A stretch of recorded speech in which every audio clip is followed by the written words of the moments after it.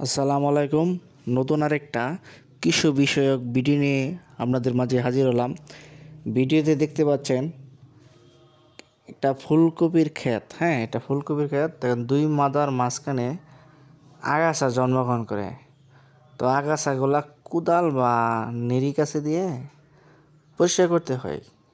এতে করে অনেক সময় লাগে। আমি দেখলাম এক ভাই এরকম একটা যন্ত্র আমি আজকে প্রথম দেখলাম। নিরি গাছের মতো 5টা নিরি গাছে যেরকম হইলে দেখা যায় এরকম আর কি সুন্দর করে টান দিচ্ছে। উপরে মাটিগুলা নিচে যাচ্ছে ঝরঝর করে, নিচেরগুলো উপরে উঠতেছে।